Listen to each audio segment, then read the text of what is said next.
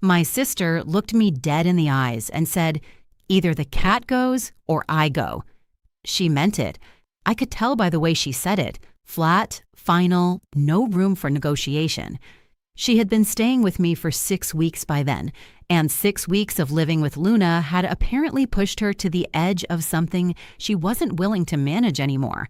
She was standing in my kitchen with her arms crossed and her jaw set, and the particular expression she'd had since we were kids that meant the decision had already been made inside her head, and what was happening now was just the announcement.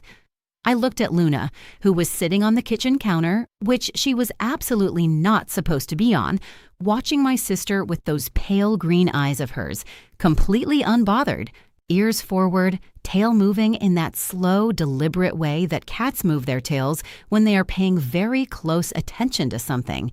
I looked back at my sister. "Sarah," I said carefully, "she's my cat." "I know she's your cat," Sarah said. "That's why I'm giving you the choice." What Sarah didn't know, what I didn't fully understand yet either, was why Luna had been following her, why out of every room in my apartment, Luna chose Sarah's, why out of every person in my life who had ever stayed with me, Luna had attached herself to my sister with a focus and persistence that I had never seen in her before. I thought it was stubbornness. I thought Luna was just being a cat, choosing the one person who didn't want her because that's what cats famously do. I was wrong. Luna wasn't being stubborn. Luna was trying to tell us something. And when we finally understood what it was, nothing in that apartment or in my relationship with my sister was ever the same again.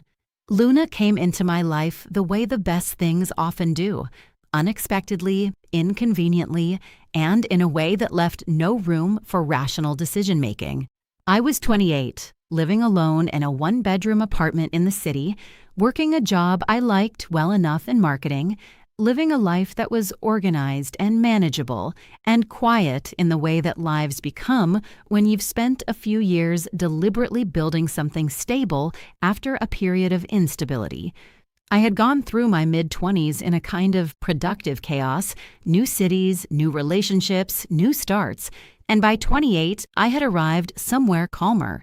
My apartment was clean, my routines were consistent, I had plants and they were all alive, and that felt like an achievement worth protecting. I had not planned on a cat.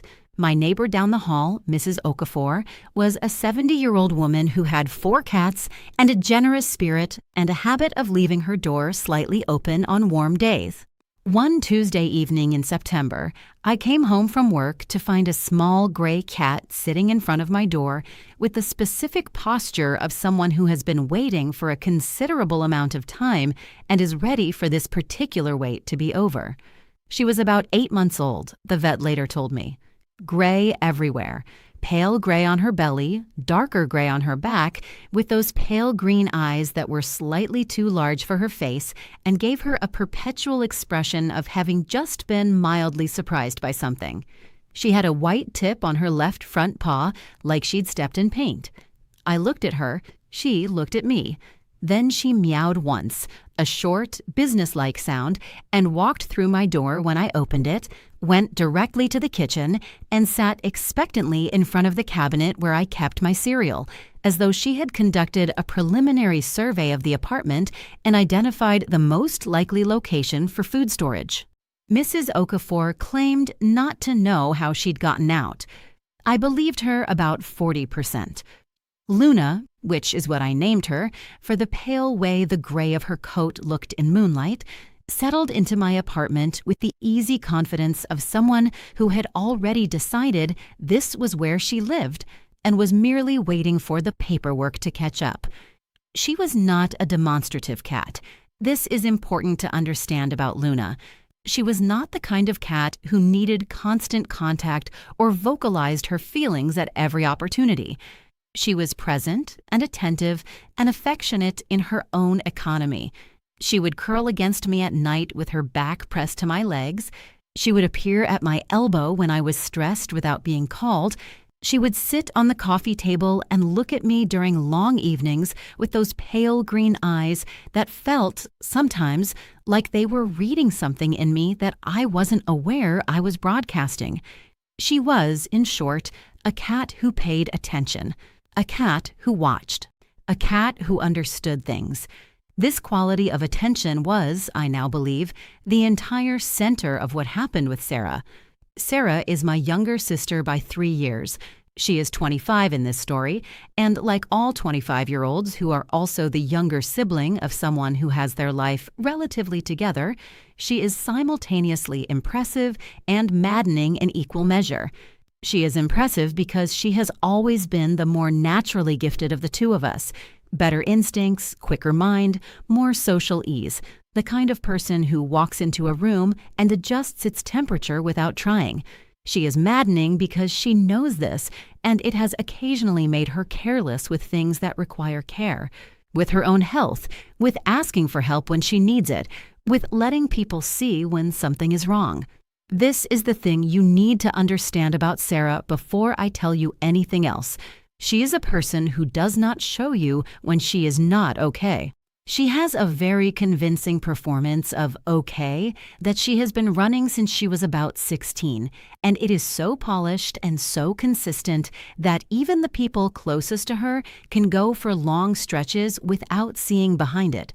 I had seen behind it exactly twice in my life before the events of this story. Once when she was 19 and our father had a health scare, and once when she was 22 and a relationship ended badly.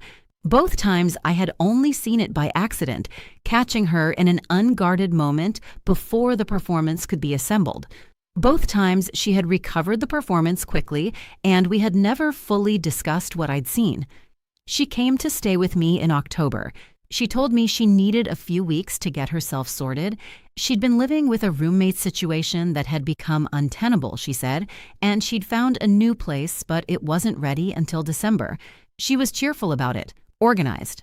She arrived with 2 suitcases and a good attitude and a bottle of wine as a thank you, and she was, by all visible evidence, completely fine. Luna met her at the door. The introduction was not auspicious. Luna did what Luna did with new people. She appeared, assessed, and then made a decision with the calm certainty of someone who doesn't second-guess themselves. With most people who came to my apartment, this assessment resulted in a period of watchful distance that gradually resolved into tolerance or, in a few cases, genuine warmth. Luna had friends among my regular visitors. She had people she liked. But with Sarah, something different happened. Luna looked at her for a long moment, that particular, focused, reading something look, and then walked directly over and sat down at Sarah's feet and looked up at her. Sarah looked down. Is it going to do that the whole time? I said, and probably not. She's just checking you out. Cool, Sarah said flatly. She stepped around Luna and carried her suitcase to the guest room. Luna watched her go. Then she followed. This was, as I said, the beginning. I want to describe what Luna's behavior actually looked like during those 6 weeks, because I don't want you to picture something cute or sweet or explicable as ordinary cat curiosity. What Luna did was something I had never seen her do before in 2 years of living with her, and it was specific and consistent enough that it should have alarmed me more than it did. She followed Sarah everywhere. Not occasionally, not sometimes when she happened to be going the same direction, everywhere, all the time, with a dedication that was more surveillance than companionship. When Sarah woke up in the morning, Luna was in the hallway outside her door. When Sarah went to the bathroom, Luna sat outside the bathroom door. When Sarah came to the kitchen for coffee, Luna was on the counter, watching. When Sarah sat on the couch, Luna sat on the back of the couch directly behind her, those pale green eyes focused on the back of Sarah's head. And when Sarah went to bed, which I know because Sarah told me with increasing exasperation, Luna positioned herself outside the guest room door, not crying to get in, not scratching, just sitting there, present, vigilant. Sarah found it deeply unsettling from the start. "Your cat is creepy," she told me at the end of the first week, with the casual certainty of someone delivering a fact rather than an opinion. "She's not creepy, she's curious," I said. "She watches me sleep," Sarah said. "She watches everyone. She doesn't watch you like this." She was right about that, and I knew she was right, and I filed it somewhere in the back of my mind under things to think about later and went on with my day. The second week, the complaints became more specific. Sarah started closing the guest room door firmly at night, something I noticed because Luna began sleeping in the hallway outside it instead of at the foot of my bed, as was her established habit. She would be there in the morning when I got up, sitting in front of Sarah's door with the patience of something that has all the time in the world and knows it. "Luna," I'd say. She would look at me and then look back at the door. By the third week, Sarah's tone had shifted from exasperated to something that was trying to sound like exasperation, but had something else underneath it, something tighter. "Can you keep her in your room at night?" she asked. "I can try," I said, "but she'll scratch at the door." "Then put her in the bathroom." "Sarah, she's not—" "I'm not sleeping," Sarah said, and then she caught herself, and the performance assembled rapidly, and she said with a lighter voice, "She's just outside the door all night, and it's making it hard to relax." "Okay," I said. "I'll try to keep her with me." I tried. Luna was not interested in my efforts. She would wait until I was asleep and then make her way back to the hallway outside Sarah's door. I started finding her there every morning, regardless of where I'd left her the night before. I told myself she just liked Sarah. Cats were contrarian. Sarah's resistance was probably a kind of challenge that Luna found interesting. I didn't know this would change everything. The fourth week was when things got worse. Not with Luna's behavior. That remained the same, steady and focused and impossible to redirect. But with Sarah, she was less herself in the fourth week. The performance was still running, but it had the quality of something that's been running too long. Slightly less smooth, slightly more effort visible at the edges. She was sleeping more than she had been, or trying to. She was eating less, and I only noticed because I was the one buying groceries, and I could see what was and wasn't being consumed. She had a quality of tiredness that wasn't physical, not the tiredness of not enough sleep, though that was also present, but a deeper, different exhaustion that I recognized from the 2 times I'd seen behind her performance before. I asked her once, carefully, "Are you doing okay?" "I'm great," she said immediately, with the reflex speed of someone who has answered this question many times and prepared the response in advance. "You seem tired." "New place, adjusting," she said lightly. "I'll be fine once I'm in my own space." "Okay," I said. I believed her the way you believe someone you know is performing. Not fully, but enough to keep the peace. Because pushing Sarah was not something that worked. Pushing Sarah made the performance more elaborate and the distance greater. I knew this from experience. I let it go. Luna did not let it go.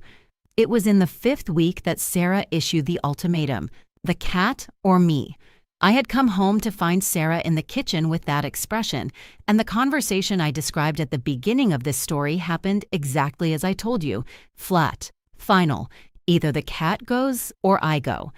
I stood in my kitchen and looked between my sister and my cat and felt a helplessness that was more complicated than this surface situation suggested, because it wasn't really about Luna's behavior.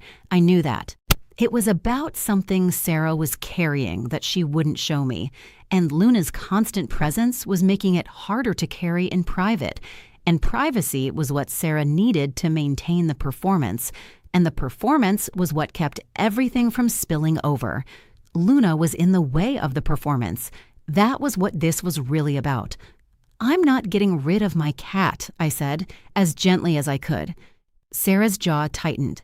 "Then I'll find somewhere else to stay." "Sarah, it's fine. I'll call Rachel. It's fine." She picked up her phone and left the kitchen, and I heard her bedroom door close. I looked at Luna. Luna looked at me. Then she got down from the counter and walked toward the hallway in the direction of Sarah's door. "Luna," I said. She kept walking. Sarah didn't call Rachel. She was still there the next morning, quieter than usual, drinking coffee at the kitchen table with her phone face down in front of her, and that look on her face that was the performance running low on fuel. I didn't push. I made my own coffee and sat across from her, and we were quiet together in the way that sisters can be quiet, companionably mostly, but with a current underneath it. Luna appeared and sat beside Sarah's chair, and Sarah looked down at her, and for a moment, just a moment, she didn't have the usual exasperation on her face. She had something else, something more complicated, closer to recognition maybe, though I didn't have the word for it then. Then the expression closed, and she looked back at her coffee. Something was pulling at the edge of my attention, something about the way Luna was behaving that I hadn't let myself look at directly. Then the expression closed, and she looked back at her coffee. Something was pulling at the edge of my attention, something about the way Luna was behaving that I hadn't let myself look at directly. I had been processing it as cat behavior, as contrarianism, as curiosity, as the inexplicable internal logic of a creature whose reasoning I couldn't access. But there was something about the consistency of it, the focus, the particular quality of vigilance that wasn't playful or curious, but something more serious. Luna was not interested in Sarah the way cats are interested in people they find intriguing. She was interested in Sarah the way someone is interested in a situation they are monitoring because something about it concerns them. I thought about the times Luna had done things I'd initially attributed to cat behavior that had turned out to be more than that. The time she'd sat on my chest for 20 minutes when I had a fever coming on that I didn't know about yet. The time she'd pawed at the bathroom door persistently until I came out and found I'd left a candle burning near a curtain. Small things, things I'd noted and not fully assembled into a pattern. I started paying attention in a different way. Not to Luna's behavior, I knew what that was, but to Sarah. What I saw, once I really looked, made something in my chest go very quiet and very cold. Sarah was not okay. Not surface level not okay, the kind that resolves with rest and a change of scenery. Something was genuinely wrong, and it had been wrong for a while, and the performance had been so good that I had watched it and believed it and missed what was underneath it. I noticed that she checked her phone with a particular anxiety. I noticed that she had dark circles that weren't resolving. I noticed that she'd been having long conversations in her room in a low voice late at night that stopped abruptly if I passed in the hallway. I noticed that she lost weight, not dramatically, but enough.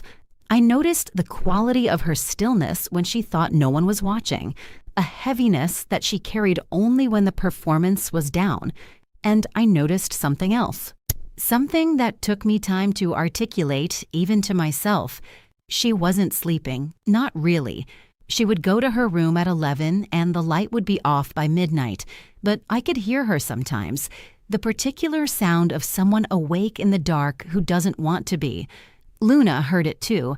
That was why she sat outside the door. What happened next still haunts me. It was a Thursday night in the 5th week. I remember it clearly because I had been on a late call with a client and it had run over, and it was nearly midnight by the time I shut my laptop and went to get water from the kitchen. Luna was not in the hallway outside Sarah's door. This stopped me because she had been there every night for 5 weeks without exception. I stood in the hallway for a moment, noting the absence. The door to the guest room was slightly open, not all the way, but a few inches, enough to see the slice of darkness inside. I heard something, not loud, quiet actually. The kind of quiet that is the controlled version of something that wants to be much less controlled. The particular quality of someone crying who is trying very hard not to make sound while doing it. I stood in the hallway outside my sister's door and listened to her cry and felt the floor of what I thought I understood shift underneath me. I pushed the door open gently. Sarah was sitting on the bed in the dark, her knees pulled to her chest, her phone in her hand and the screen dark. And Luna was on the bed beside her, which was not something Luna did with Sarah, had not done once in 5 weeks, despite all the following and all the watching, pressed against Sarah's side with her head on Sarah's knee.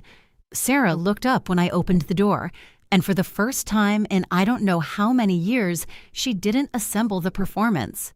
She just looked at me with those eyes that were her real eyes, without the management, without the composure, without the careful calibration of what I was and wasn't allowed to see. "I don't know how to tell you," she said. Her voice was wrecked in the way voices get after a long time of being held together. I came in. I sat on the bed on her other side. Luna looked at me and then put her head back on Sarah's knee, like she was saying, "I've got this side, you take the other." "Tell me anyway," I said, and Sarah did. I'm going to tell you what Sarah told me, but I want to be careful about it because it's hers, not mine, and because the specifics matter less than the shape of it. What I'll tell you is this. Sarah had been in a dark place, not a temporary dark place, the kind that passes with a good night's sleep and some distance from whatever caused it. A sustained, serious darkness that had been building for months before she came to stay with me. That had been the real reason for the roommate situation becoming untenable. That had been what the late-night phone calls were about. That was why she wasn't sleeping. That was why the performance had been running at such high cost.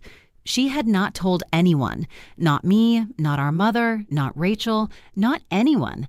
She had been carrying it in complete privacy with the skill of someone who has spent years learning how to carry things in private, and she had gotten very good at it. And the getting very good at it had made it worse rather than better, because there is a particular kind of darkness that requires other people to interrupt it, and that only deepens in isolation.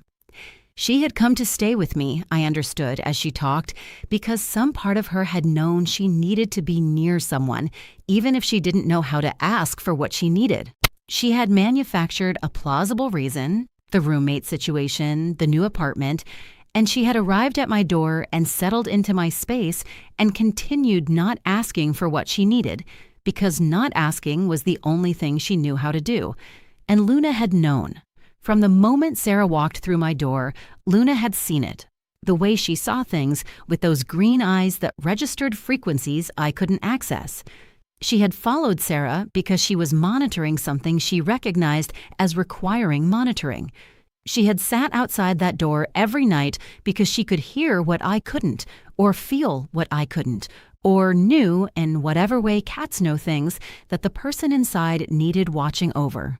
And on this Thursday night, when something had reached a threshold, when Sarah had received a message that had tipped something over in her, when the darkness had surged and the performance couldn't hold anymore, Luna had gone through the cracked door, and she had pressed herself against my sister's side, and she had stayed there. She hadn't let her be alone in it. Sarah said something, after a while, about Luna. She said it quietly, still not fully composed, looking at the cat on her knee.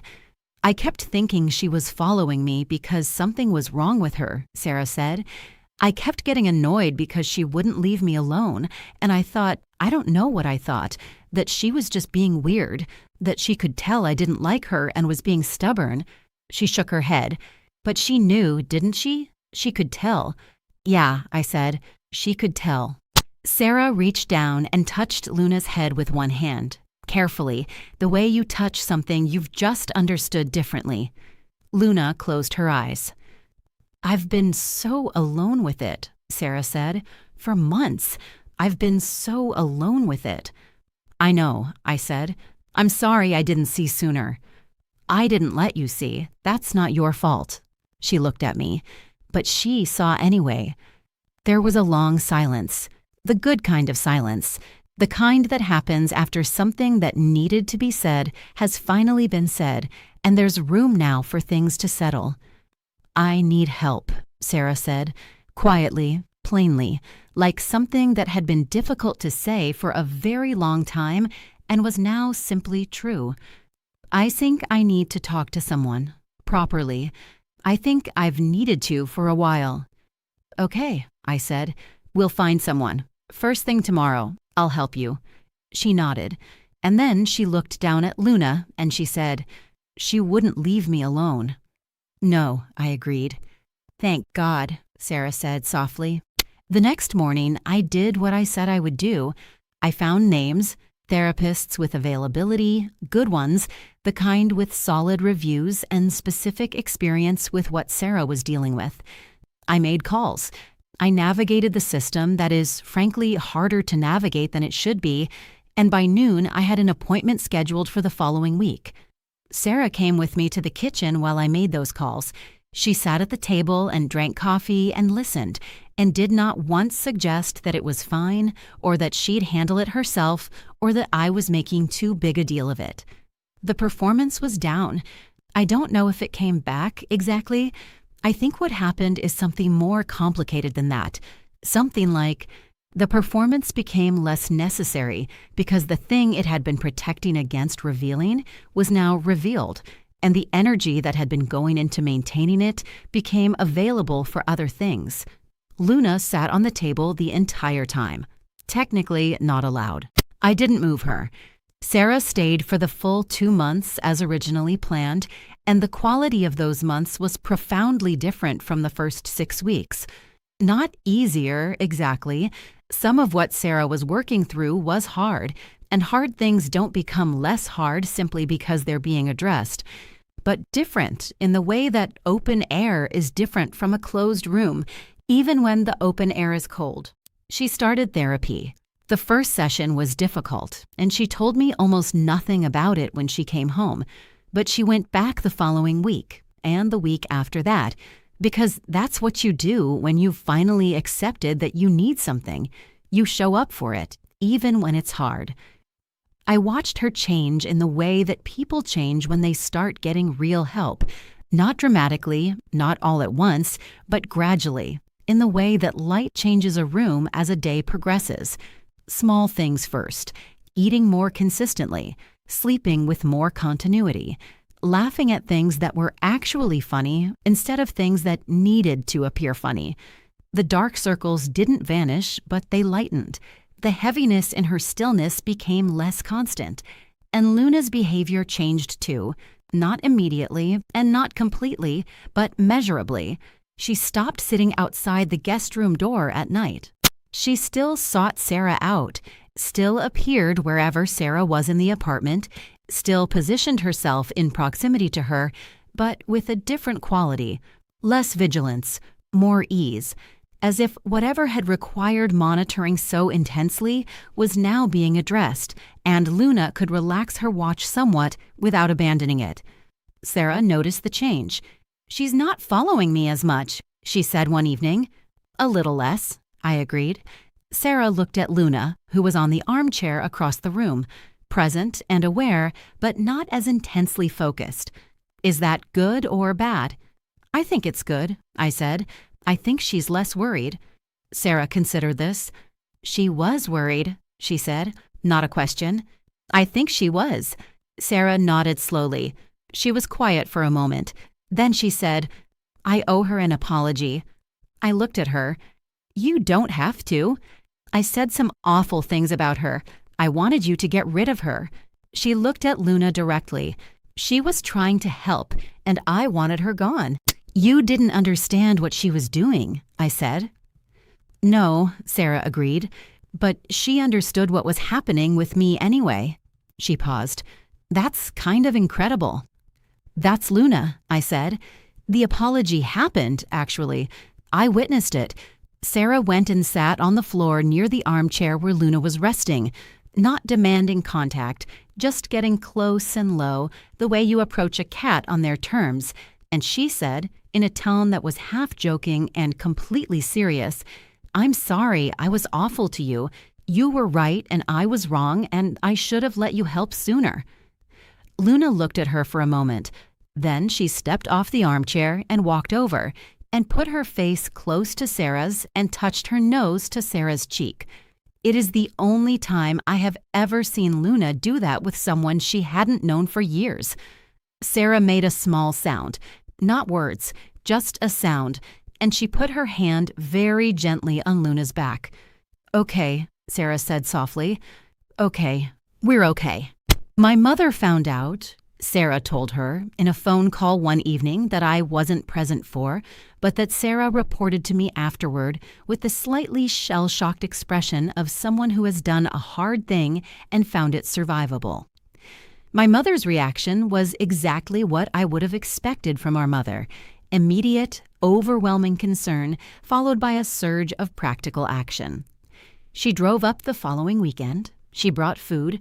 She sat with Sarah for a long time in the guest room with the door closed. When she came out, she found me in the kitchen, and she stood there for a moment with those eyes that were the older version of Sarah's eyes and mine, and she said, "She told me about the cat." "Luna," I said.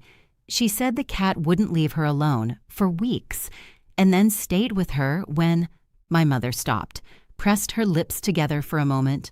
"I want to see it," she said. "Her," I said gently. "I want to see her." Luna was, as usual, wherever Sarah was. In the living room, currently draped across the back of the sofa behind Sarah's head while Sarah watched television. My mother went to the living room doorway and looked at them for a long moment without saying anything. Then she went and sat on the sofa next to Sarah, and Sarah leaned into her, and my mother put her arm around her daughter and looked at Luna over Sarah's head. Luna looked back at my mother with those pale green eyes. My mother said quietly, to the cat, "Thank you." Luna blinked slowly. I went back to the kitchen and stood at the counter and let the moment be theirs. Sarah moved into her new apartment in December, as planned. She came back every few weeks, not out of obligation, but because she wanted to, and because she and I had become closer in those 2 months than we had been since childhood, the closeness that happens when the performance comes down and the real person stands in the space the performance had been occupying. She still has her therapist. She has continued showing up every week for the hard work of it. She is not all the way through it.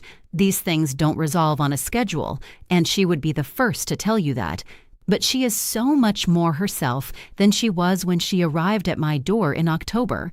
The self that I think she was always supposed to be, the one underneath all the polished performance. Funny, sharp, a little messy, genuinely curious about things, willing to say when something is wrong. She and Luna have a relationship now, an actual one. When Sarah comes over, Luna meets her at the door, not with the intense, monitoring focus of those 6 weeks, but with the relaxed welcome she reserves for people who are safe. She will climb into Sarah's lap unprompted, which she doesn't do with everyone, and Sarah will sit there with her, and they will have the kind of quiet that I used to think Sarah was incapable of, the real kind, not the managed kind, the kind that doesn't need a performance to hold it up. Sarah brought Luna a toy last month, a specific one she'd read about, designed for cats who like to hunt, something about the type of prey movement it mimicked. She had done research. She had found the right one. She handed it to me at the door with a slightly sheepish expression and said, "For Luna, as a thing." "As a thing," I agreed seriously. "She likes to feel useful," Sarah said, so I thought something interactive. I looked at my sister, who had done research on cat enrichment toys, as an expression of gratitude to an animal she'd spent 6 weeks wanting out of her life. "She's going to love it," I said. "Good," Sarah said. "She deserves good things." I think about what would have happened if I had honored Sarah's ultimatum, if I had found Luna a new home, or called Mrs. Okafor, or done what felt at the time like the reasonable thing, prioritized my sister's comfort over my cat's inexplicable behavior.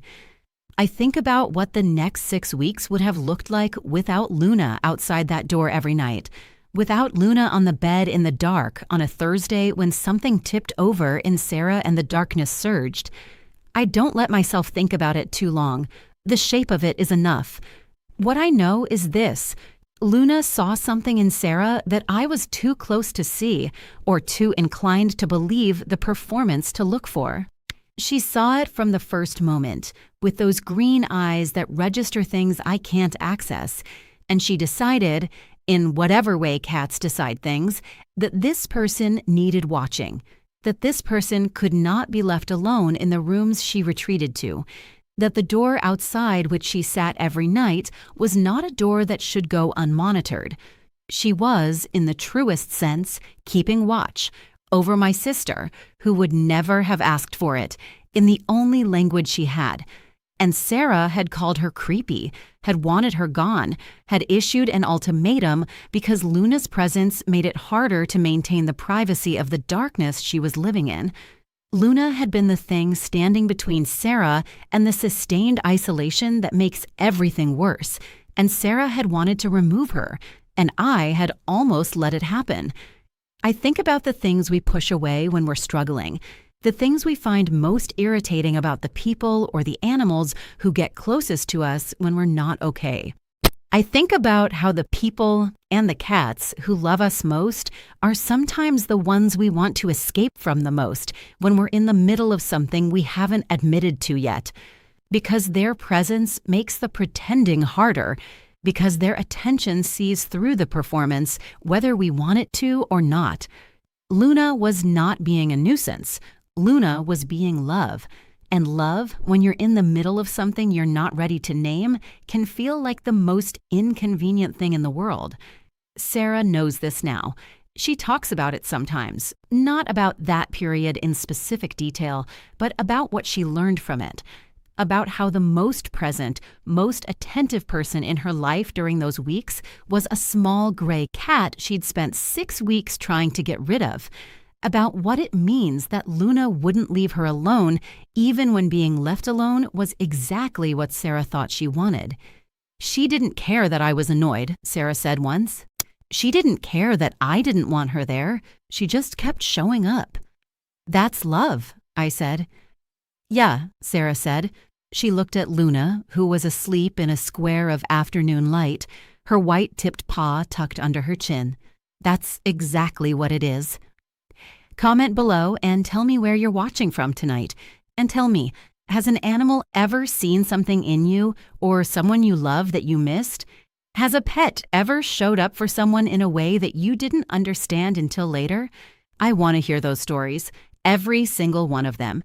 And if you believe that pets see us, really see us, in the ways that matter most, in the ways we sometimes can't manage for ourselves, subscribe to this channel and hit the notification bell. We tell these stories every week, the ones about animals who love us past our performances and through our closed doors and into the rooms where we're sitting in the dark thinking no one knows. They know. Go home tonight and look at your cat, your dog, whatever creature has chosen your life, and look back at them the way they look at you, with full attention, with real seeing, without the performance. They've been doing it all along. We just have to learn to let them. Luna is 4 years old now. She still has those pale green eyes that are slightly too large for her face and the white tip on her left front paw. She still sits in squares of afternoon light and surveys the apartment with the calm authority of someone who understands exactly where she is and why. She still watches. She always watches. And I have stopped finding that unsettling. I find it the most comforting thing in the world. This story was inspired by and adapted from real-life experiences. Some details, names, and timelines have been changed to protect the privacy of those involved. The pale green eyes, the vigil outside the door, the head on a knee in the dark, that part is true in every way that matters.